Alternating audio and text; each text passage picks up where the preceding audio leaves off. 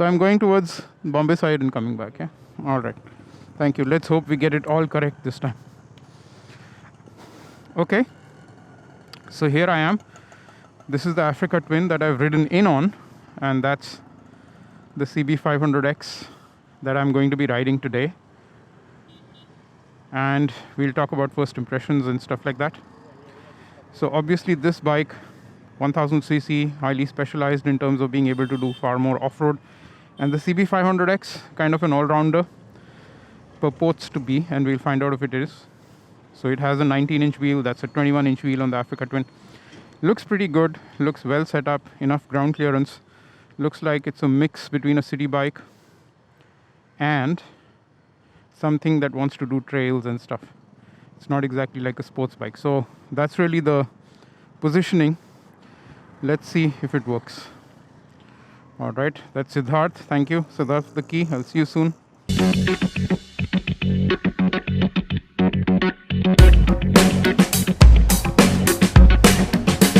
obviously, right after riding the Africa Twin, this feels much smaller and lighter, and definitely nimbler. And it has manual gears, so it kind of gives it a slight level of additional control apart from your brakes to employ engine braking or modulate the power. It's so much lighter than the Africa Twin. That's the immediate impression that you get, is how light this bike feels and how nimble. And the best part is that it's not like it's lacking in power. I mean, obviously, there's a complete caveat to this entire review that I ride the Africa Twin, and so this bike is not going to be compared to that bike, obviously. But I'm going to speak about it independently as much as I can. So the thing is, the bike feels like it's quite nimble, quite spry, has a fair amount of power on tap when you need to overtake.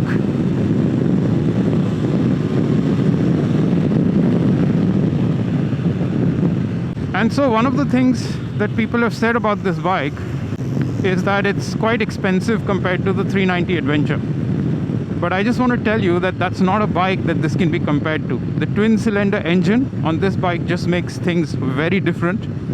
It feels much, much nicer, more sophisticated, more refined. And it definitely has a lot more torque at the bottom end, and that makes the drivability of this, especially in these kind of conditions in the city, much, much better. It also feels pretty nimble, and actually, quite honestly, in the traffic it's much easier to ride than even the Africa Twin, because that big front wheel and the heavy weight kind of make it interesting to ride the Africa Twin in traffic, especially if it's crawling traffic. This is still fast flowing by our standards anyway. So I don't think these two bikes are in the same class, the 390 Adventure and the CB500X. So everyone's talking about how much more expensive this bike is, and the 390 also provides the same kind of power figures and all that. Yes, the 390 is fun beyond, I guess, 5,000 RPM or something. It's really fun on the highway, just like the Duke used to be.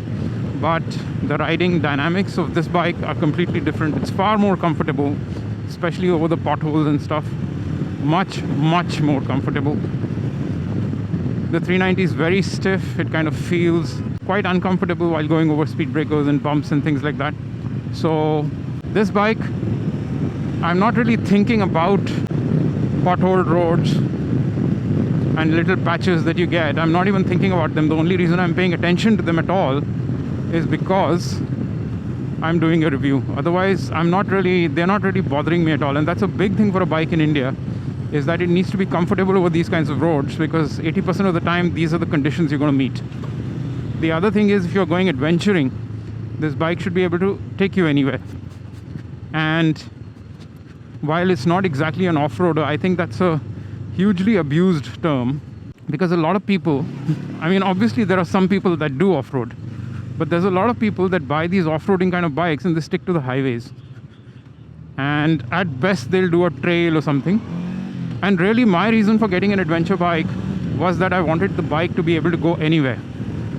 And I've taken it to certain places which are inaccessible by anything but a Jeep track at worst. And even on those Jeep tracks, something like the Africa Twin, being so heavy, is difficult to manage, especially if you're not an expert. I wouldn't say I'm completely a novice. I do know how to ride the motorcycle. I've done a couple of workshops, and I have an intuitive kind of feel for being able to ride off-road. I guess because I've done a little bit of mountain biking, and some of the principles are a little bit similar. Obviously, very different experience. But anyway, we've got an open stretch right now, so I'm going to try and open up the throttle, stretch the bike's legs, and see what it feels like. Right now, I'm liking what I'm feeling. I'm loving the ride so far. It's just feeling great. The bike feels completely in control. You feel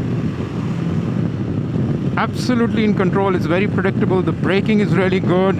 The acceleration is really predictable. It has power when you need it. I've opened the throttle completely in 5th gear.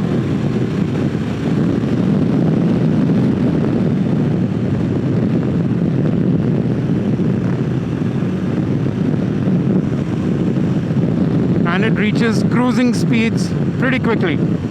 It's a very confidence-inspiring bike. You don't feel intimidated. You don't feel like it can't handle the speeds and the power that it's kind of designed with. And I think the design actually is brilliant because everything is meshing together beautifully. The chassis and the engine of the bike seem like they're perfectly set up for each other. It's very nimble. I don't realize that I have a 19-inch wheel up in front. It doesn't exactly feel like a sports bike, so it wouldn't be as much of a precision instrument as perhaps the Street Triple is, but it's definitely pretty nimble, well in control, easy to ride, and especially over the broken sections of road or slightly patchy sections of road, it's far better than those sports bikes because it's not skittish, it's not jumping around. It's pliant. The suspension is absorbing pretty much all the undulations quite well. So I'm actually really enjoying this ride. I want to keep going. So this is the sign of a good bike. I'm already starting to make friends with it. I wouldn't say it's like the most exciting bike to ride because it does feel like it's practical, like it's comfortable, like it's adequate, like it's able to do the job really well. And 9 times out of 10, really, that's what we need from a bike. It may not be what we want from a bike. What we want sometimes are crazy power figures that we'll never use. We want thrills, but honestly, the roads aren't a place to get thrills. Can be dangerous, and I certainly don't do that. So motorcycling, I guess, falls into 2 categories. One is if you just want to travel. You want to see the landscape around you. You want to be comfortable while you're doing it because you're going long distances. You're not doing 1 hour on the highway trying to go as fast as you can, weaving through traffic. You're actually riding because you enjoy the overall experience and you're not a speed devil. But you do want a little bit of power to be able to overtake traffic, get yourself out of trouble sometimes in these traffic situations that we have in India.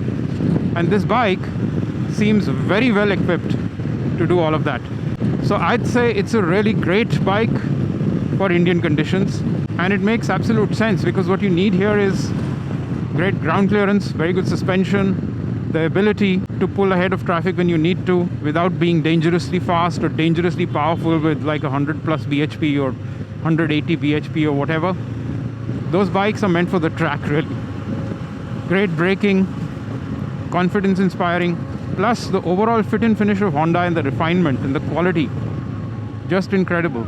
And the best part is when this ambulance needed to overtake, I've kind of slowed down and it feels perfectly fine at whatever speed. It doesn't seem to be out of place, whether it's kind of rolling along at 30, 40 kilometers an hour, still feels comfortable, poised, or if it's going at like 120 on the highway, feels perfectly stable, well set up to absorb the undulations, the bad patches. And the best part is with bikes like these, the important part is you can actually modulate the complete available power and enjoy the riding, as opposed to something that's really powerful. For example, with the Africa Twin, I really can't pull the throttle the whole way, because in third gear or fourth gear I'll be hitting like 140 or something like that, and there's too much power on tap sometimes.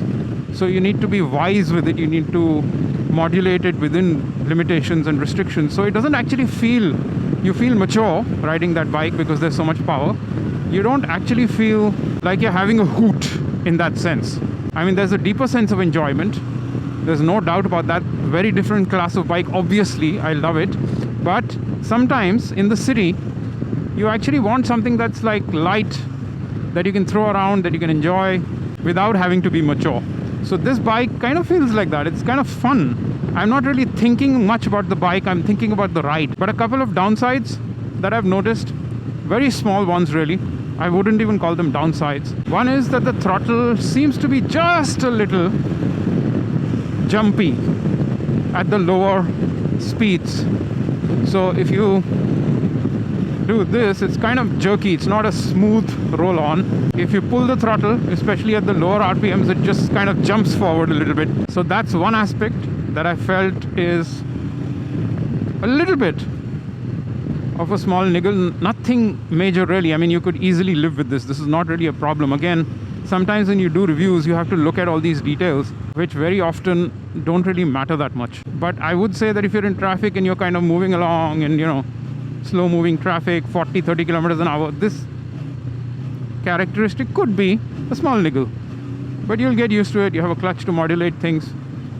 See, once again, I'm going over these bad roads and I love how it's just soaking everything up. Really, that's truly a blessing on a motorcycle. Also, the engine has character because it's a twin, you know, unlike a single cylinder like the KTM 390. This really has some character. It feels good. It feels like a twin. It pulls strongly at low speeds. It's got enough grunt at higher speeds. And that's primarily because the engine is a twin engine. It's got all the power that you need. It may not have all the power that you want, once again. So the chassis is quite well set up. It's very pliant, but it's not exactly floating around. It's got a good sense of a balance between pliant and being in control.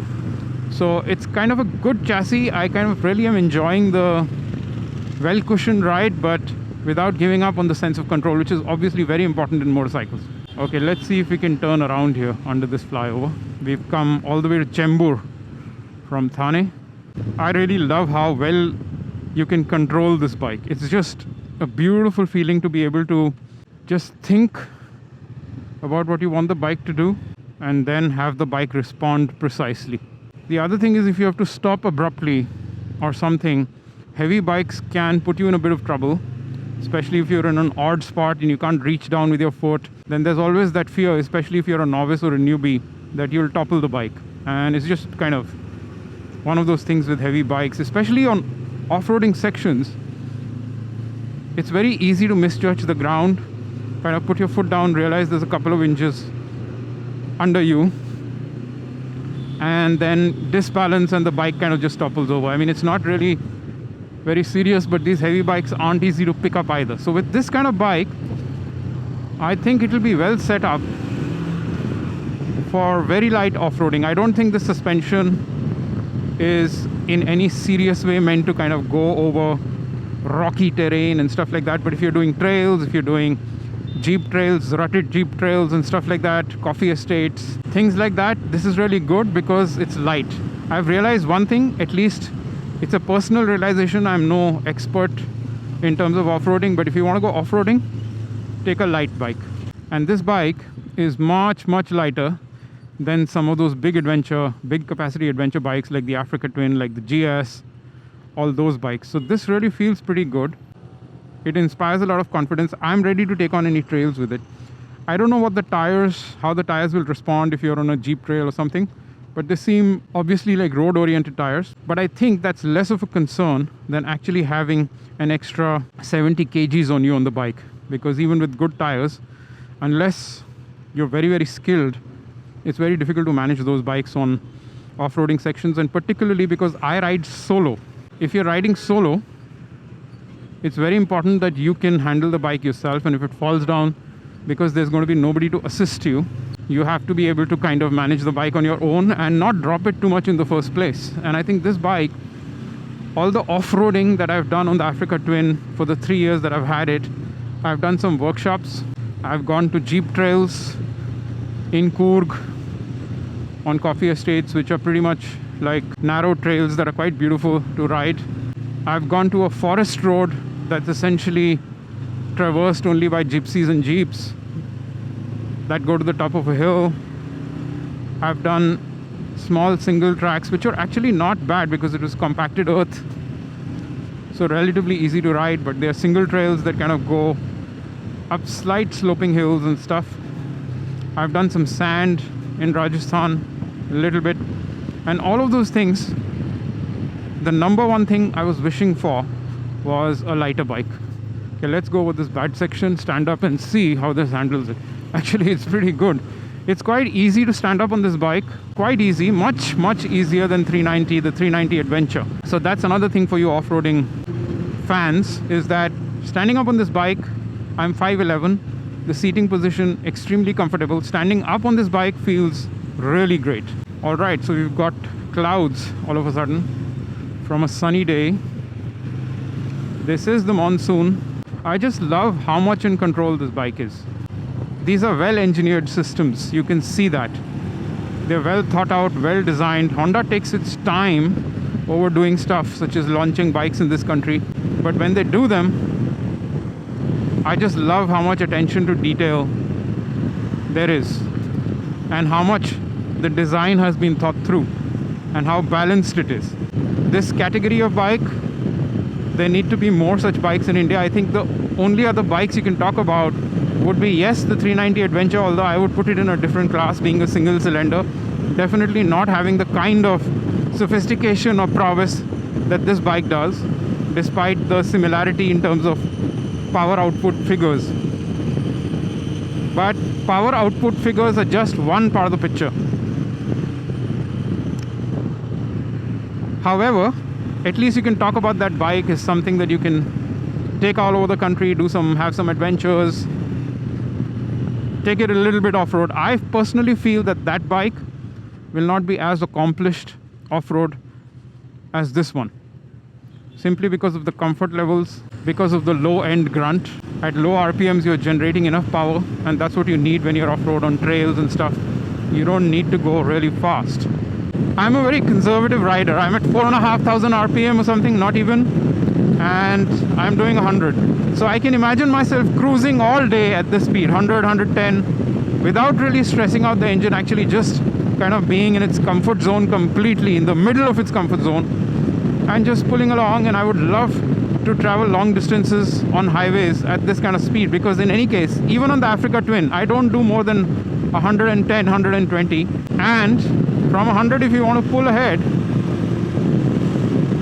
it has enough reserves in power to easily execute overtakes, and it feels well planted, doesn't feel skittish, doesn't feel like it's being stressed out. So a big thumbs up for this bike. So we were talking about a couple of niggles. One is the slightly I would say snatchy throttle at low speeds. At higher RPMs and speeds, I don't notice that problem at all. Only at low speeds in traffic, you might face a slight issue. Once again, I'm probing and looking for stuff that I can say because I'm doing a review, but really, I wouldn't personally count it as an issue. It was perfectly within the limits of what you would expect from a motorcycle, and in fact kind of provides a little bit of character to the bike as well.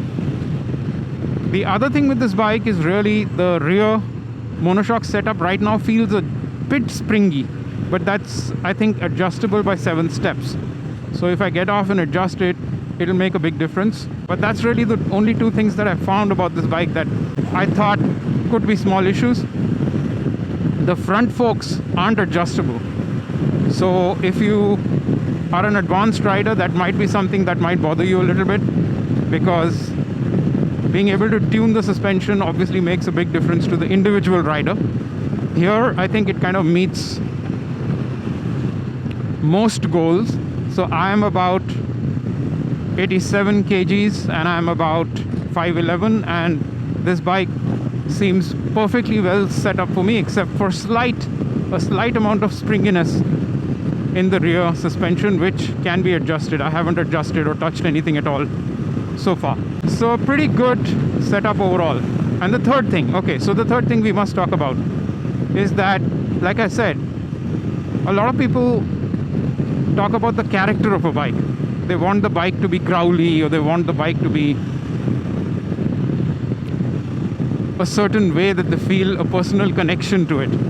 So I would say in that department, this bike is so well balanced, so smooth, so refined, so well set up that it may disappoint some people. I know what a character of a bike can feel like to a rider, and that's kind of an important thing, because Ducatis, for example, sometimes are not very practical, but they just feel great when you're riding them. Or four-cylinder bikes, sports bikes like the CB500X or whatever it is. They just feel great when you're riding them because they're built to a special purpose. And that's typically what character will usually mean, is that the bikes are built to a special purpose. So a dirt bike will have a certain characteristic which is really great in the dirt, but terrible on the highway. A sports bike will be fantastic on a track or a plain stretch of straight highway or curved highways or whatever, but it won't be so great over potholed roads, and definitely if you're taking trails or something like that, it won't be able to handle it. So maybe character is really being excellent at one thing, specialization. And of course there's things like sound. Some Harley riders probably enjoy the vibration from the engine, the heat and all of that, and it's part of the experience. These big 2-liter bikes with throbbing engines and giving off amazing heat, but having an immense amount of power. I guess some people enjoy that kind of biking, but for me, biking is really about traveling. It's about having the wind in your hair or whatever, metaphorically, enjoying your surroundings, taking journeys that go through beautiful areas. So all the journeys I've enjoyed on the Africa Twin have been beautiful forest roads or trails up in the hills and stuff like that. So it's really about where you're going, not so much about the engine and so on and so forth. Although, once again, there is a balance to those things. It's not like you can take something that's completely boring to ride and enjoy that journey. You do need a sense of being connected to your motorcycle. But at some level, this bike is so good that you might miss that sense of character, which really is a sense of oddness in the bike. But having said that, I think that need is fulfilled by this twin-cylinder engine, this 500cc twin-cylinder engine, which is a lot of fun. I've really enjoyed it on this ride so far, and I think that's really where its character comes from. And in a sense, being really sophisticated, really good at everything, being able to manage anything that the Indian roads can throw at it. Okay, I'm going to use a cricket analogy to explain things. Sometimes, if you're an all-rounder, you can end up being what a famous commentator once referred to it as being a bits and pieces player. But if you get it right, you can end up becoming a Ben Stokes, a match winner. Really good in different situations, being able to contribute both with the bat and the ball, in the right conditions, ripping through the other team with your bowling and then coming out and hitting a half century or even a century. So all-rounders are very, very important in every team. And this bike, because of the positioning of the bike, we already knew what it was trying to be. It was trying to be an all-rounder. The question was, did it end up becoming a bits and pieces player? Or is it a good all-rounder? Is it a Ben Stokes? Is it a Kapil Dev? Is it a Richard Hadley? And I think I'll have to lean towards the latter. I think this is a pretty good all-rounder. It'd be a great bike if you had only one bike, then I would say this bike would really impress you. Do almost everything that you asked of it. But if you wanted to be a specialist batsman, if you wanted a particularly off-roading bike, if you wanted something that's really good and fast in straight lines, if you wanted something that was really agile and nimble and very, very quick in terms of acceleration, then you might want to look elsewhere. But if you want one bike that kind of does it all, then this bike is really, really good. Particularly, a lot of people these days go biking to far distances. Again, just loving how nimble this bike is within the city.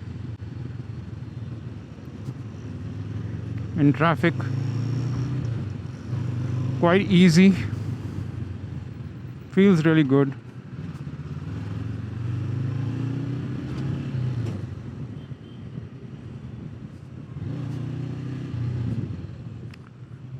Oh, this is the other Honda, the Proletariat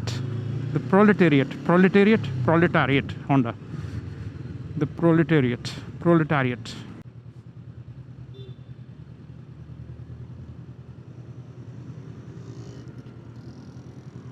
All right. Okay, so here it is, the CB500X. I think it's an excellent all-round bike. Does everything really well. Well set up suspension, great fit and finish, great quality, great engine. Actually, that's the part that provides an immense amount of character to the bike, because it's a twin-cylinder 500cc engine. It kind of feels really nice. Grunt at the bottom end, great grip, very nimble, very stable, very confidence inspiring. So it's got so many things going for it. Now the thing is whether it's worth the extra many lakhs that you have to pay over something like the 390 Adventure. That is really a call that somebody has to take. Clearly, I think, just like everyone else, that it's overpriced. But if you think about it, if you own this bike for 5 years, and let's say you're paying a premium of about $1.5 lakh or so, it's 30,000 a year that you're ending up paying, and you get a whole lot of bike for that, really. So yes, it's expensive, but if you can afford it, this is in a different class compared to the 390 Adventure. Not the same class. Really can't compare. It's not a baby Africa Twin. It's not a mini Africa Twin. It's definitely not something that... And it's attracting some attention, by the way.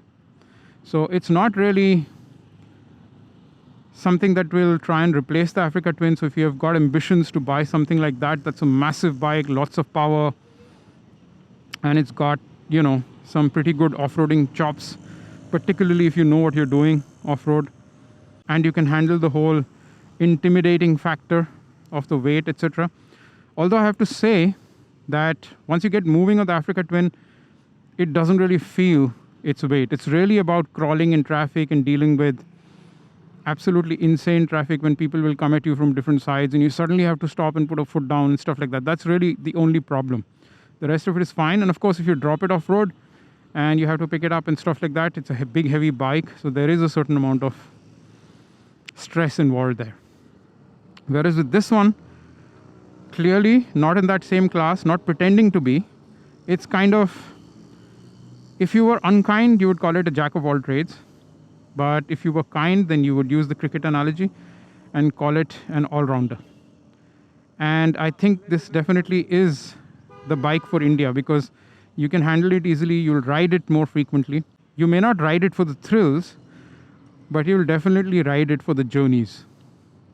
You'll be riding more often and frequently in town. It's much more easy to kind of just take out on a day and go to the coffee shop or use as a commuter once in a while. So it's going to be interesting, because I rode up on the Africa Twin, took that for a test ride, and now I'm getting back on the Africa Twin and going back home. If you're starting out in motorcycling, or you're a little more practical rather than aspirational, if you aspire to the Ducatis and you aspire to the Superbike club, then obviously this bike may not appeal to you emotionally. But I feel it's a beautiful bike, and I would easily buy this bike anytime, because as the only bike that you have, this is immensely practical, really beautiful, and it's got that little bit of kick that you can enjoy while overtaking because of that engine. So really good overall bike. I was not at all even half as pleased when I rode the 390 Adventure, although I loved the Duke because of the engine and because of the high speed, high RPM enjoyment that you get on that bike. So, but the 390 Adventure was a pretty big disappointment at some level, although the value for money, obviously, something there for everyone to see. All right, that's it. Okay, let's thank Siddharth and get out of here and hope everything has been recorded this time. Audio is good. That is Siddharth. Here is the key. Thank you so much.